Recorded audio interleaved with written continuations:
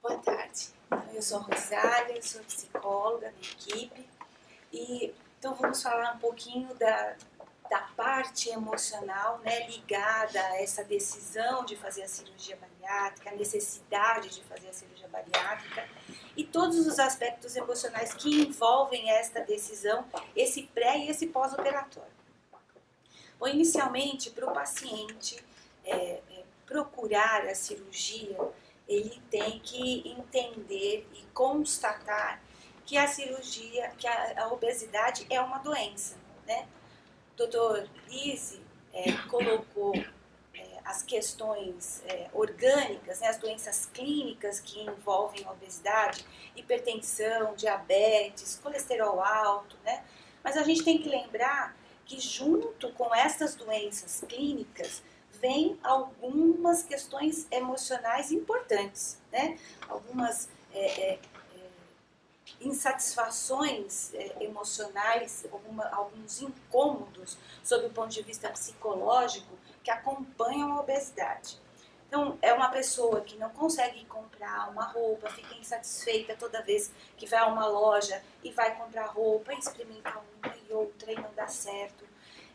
Tem a questão do lazer, se a gente pensar, parque, cinema, as cadeiras são feitas para as pessoas sem excesso de peso, né? Quando você pensa num parque, em determinados lugares você não pode se colocar por conta do excesso de peso. Então o lazer fica prejudicado, a autoestima fica prejudicada porque você acaba convivendo menos socialmente. E a questão do trabalho também tem um impacto muito grande nisso, né? O paciente com excesso de peso, ele sempre tem questões, uma insegurança em relação ao trabalho. Às vezes não é raro a gente ver no consultório o paciente que está com uma dificuldade grande ou de relacionamento ou uma infelicidade sob o ponto de vista técnico do trabalho que está realizando e ele não se arrisca a mudar de emprego. E ele diz claramente, ele verbaliza, eu não dá, eu vou participar de um processo seletivo desta maneira, então é complicado, né? Então, a primeira coisa é reconhecer que é uma doença também, né? E não se sentir fracassado. Muitas vezes os pacientes chegam pra gente no processo, né, quando decidiu fazer a cirurgia bariátrica, eu vim porque eu já não consigo mais perder peso, eu não consigo mesmo, mas vem essa fala com um sentimento de fracasso.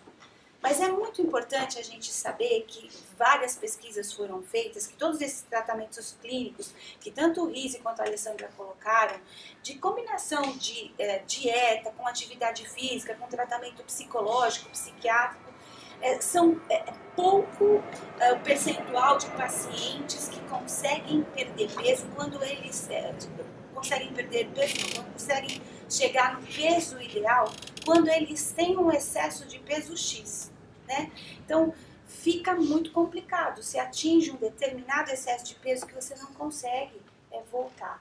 Então isso não é um fracasso, né? Várias tentativas foram feitas, mas também a gente tem que entender que a obesidade tem várias determinantes aí. Além da questão genética, da questão ambiental, do ambiente que a gente está vivendo, do meio que a gente vive, o quanto de comida é oferecido e a qualidade dessa comida, né? É fast food, é uma comida mais saudável.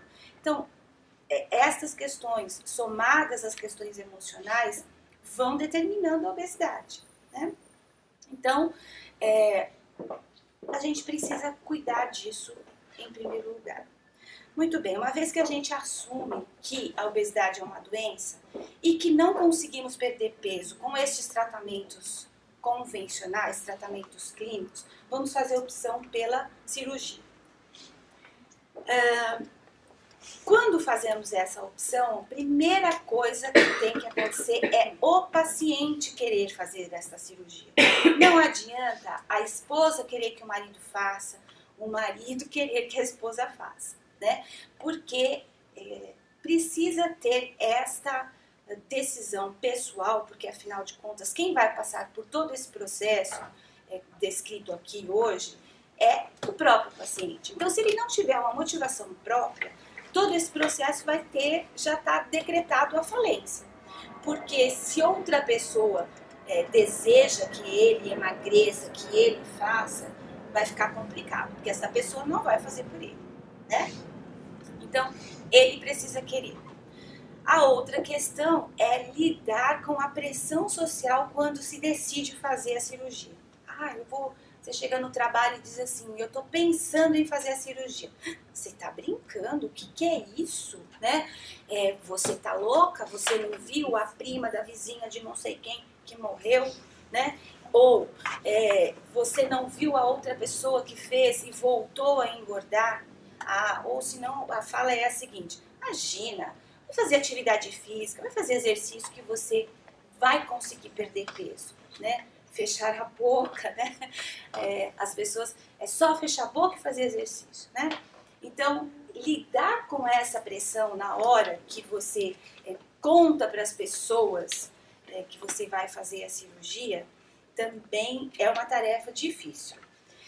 Só que assim, por que essas pessoas fazem esses comentários, né? Porque elas não têm informação. Que uma vez que o paciente tem este incômodo com excesso de peso, ele começa a buscar informação, ele começa a ler o que é a cirurgia bariátrica, quais são, que situações eu vou ter que passar, como é que funciona isso, como é que é o antes, como é que é o depois. Então esse paciente já está cheio de informação. E as pessoas que vão fazendo essas críticas, elas não têm isso.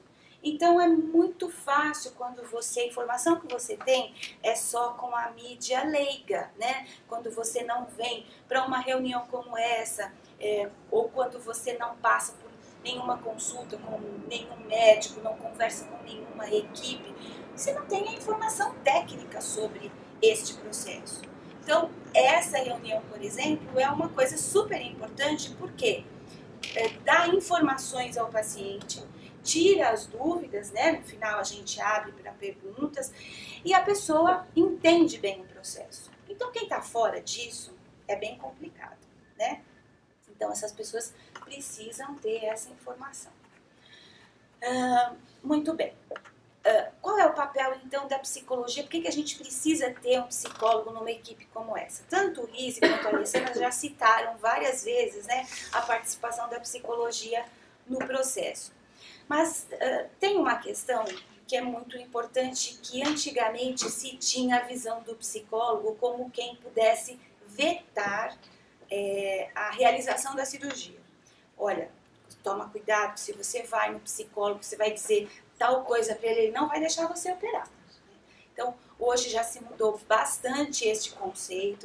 A psicologia não está na equipe para indicar, para indicar sim, né, porque a gente vê o sofrimento do paciente, mas não para vetar, para contraindicar a cirurgia.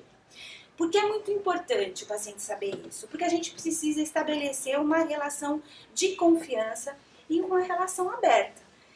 Porque a gente acaba fazendo isso num processo muito curto, né, num tempo curto, porque o paciente demora para decidir. Mas quando ele decide, ele quer fazer essa cirurgia rápido.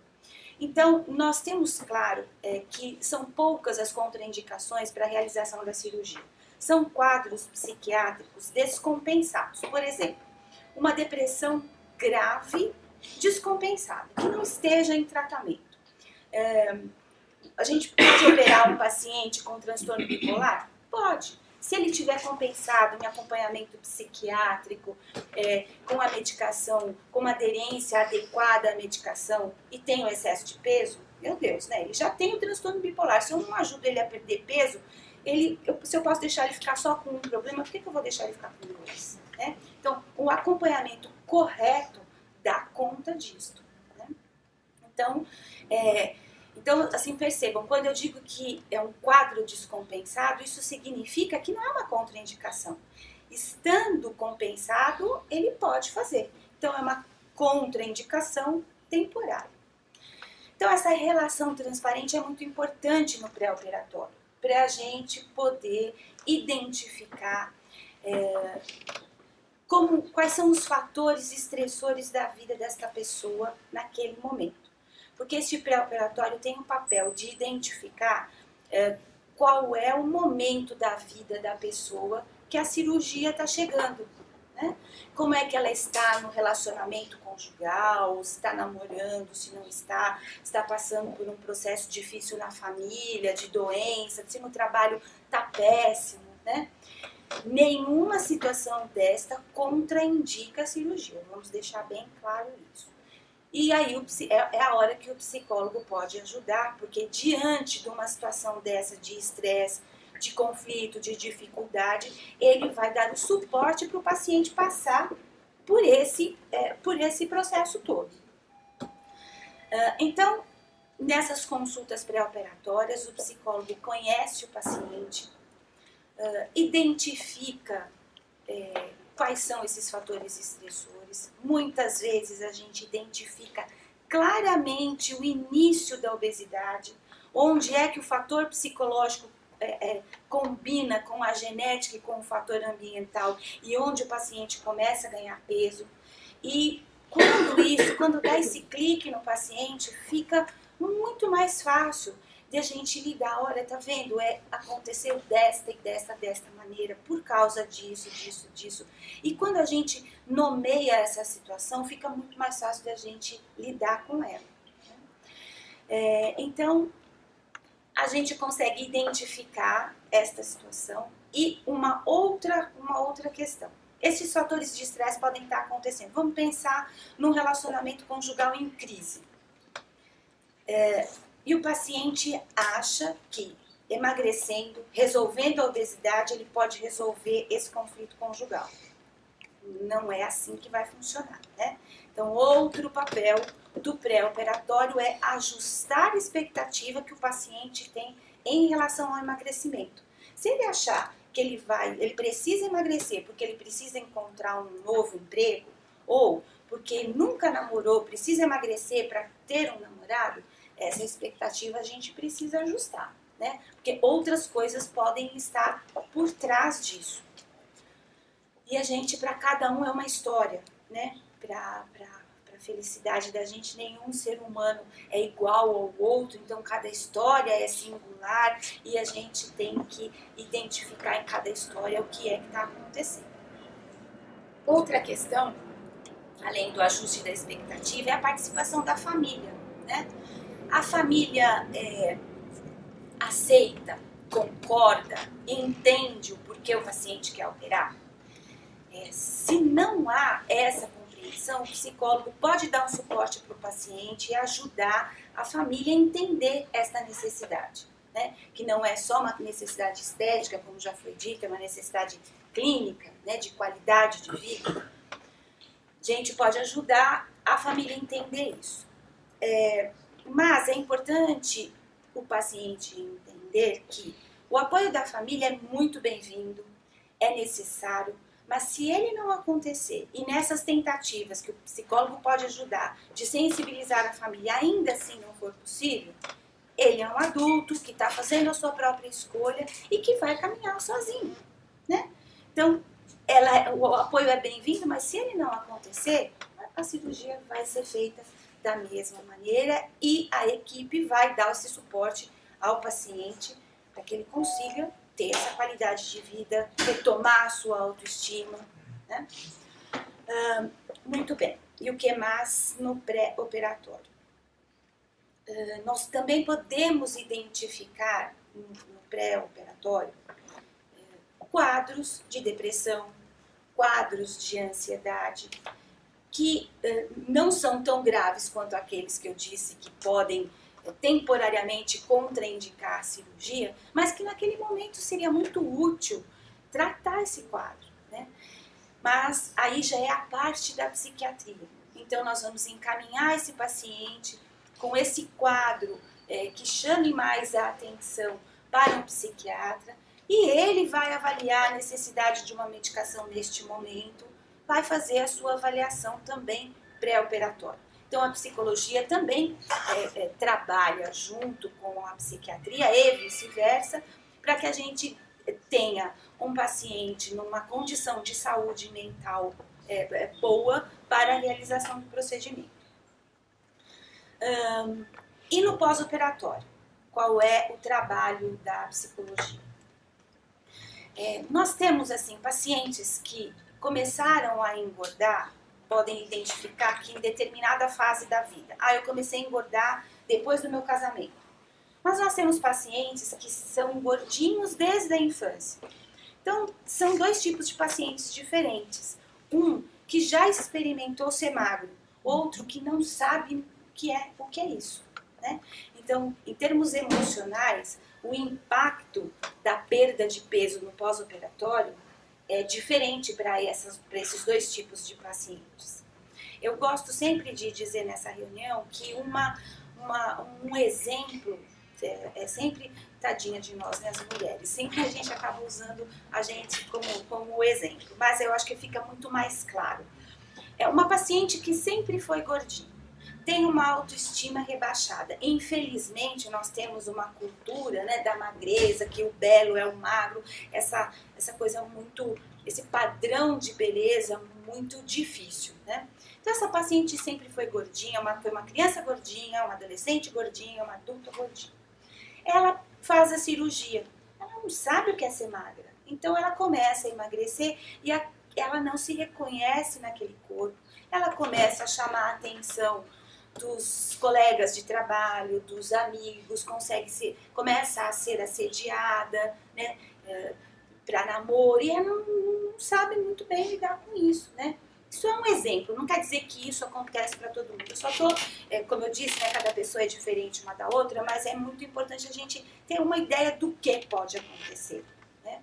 Então, no pós-operatório, a gente ajuda na reconstrução desta imagem corporal. Outra coisa, trabalhamos junto com a nutrição também, né, no pós-operatório, com as dificuldades que o paciente tem em termos de comportamento em realizar aquilo que a nutrição recomenda, né? Então, a reposição das vitaminas, uma alimentação mais saudável. O meu trabalho não permite que eu leve uma fruta. Nós vamos entender esse dia a dia, porque aí eu já conheço o paciente do pré-operatório, né? Já passamos por aquela fase daqueles 15 dias da dieta pré-operatória junto com a nutrição, a gente já tem uma ideia de como é o cotidiano dessa pessoa. Então, está sendo difícil no pós? Vamos trabalhar. Quais são as alternativas comportamentais que a gente tem? Então, a equipe toda tem que trabalhar em conjunto para viabilizar toda essa reeducação alimentar, essa mudança comportamental, para que o procedimento tenha o sucesso que a gente deseja.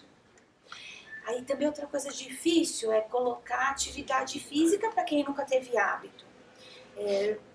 Difícil, às vezes, a gente tem pacientes também com longas jornadas de trabalho e a gente precisa encontrar um jeito de ter uma atividade física, né?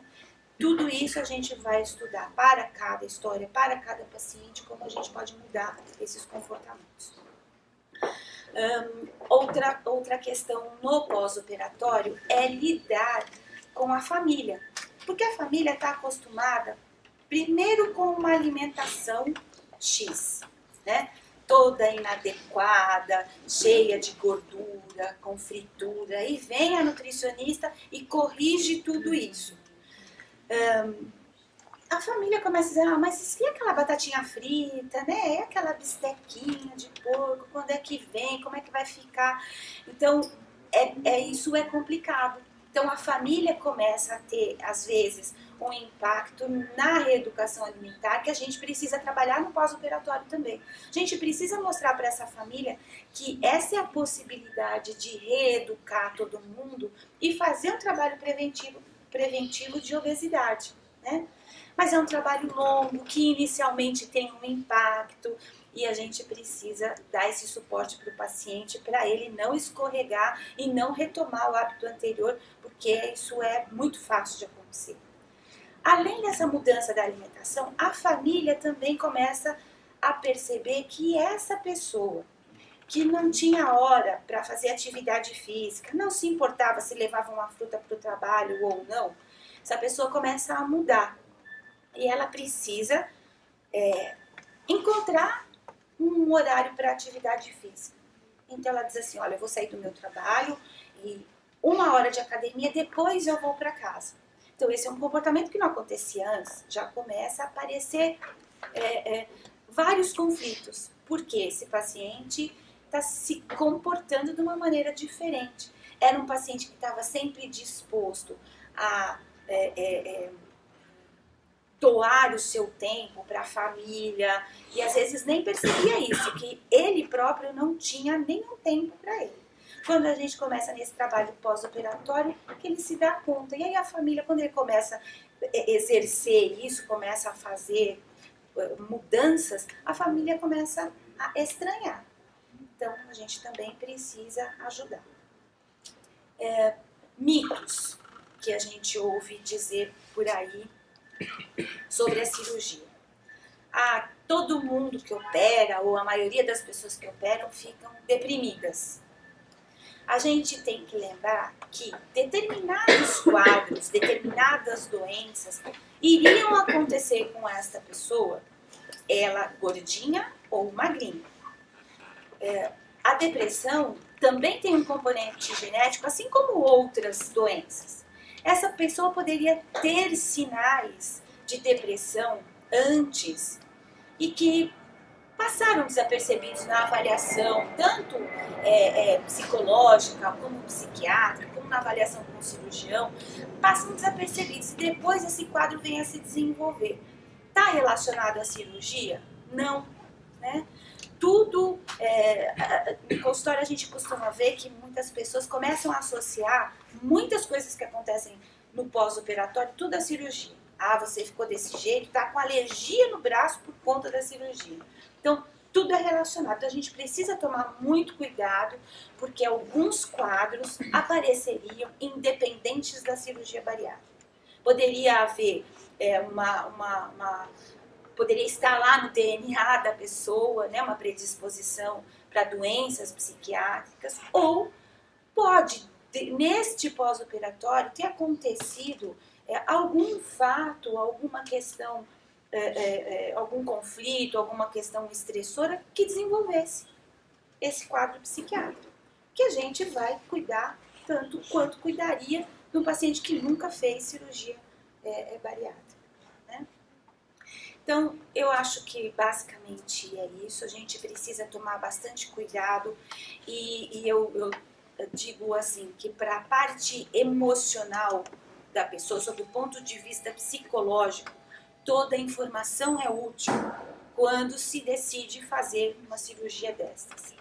E, embora o Dr. Google esteja aí à nossa disposição, sempre as informações técnicas são mais valiosas, né? Uma conversa com uma equipe experiente esclarece bastante as dúvidas. Então é isso que a gente precisa buscar, uma informação correta, para que a gente não fantasie em cima de uma situação que a gente não tem conhecimento. Eu trabalho com essa cirurgia há muitos anos, né?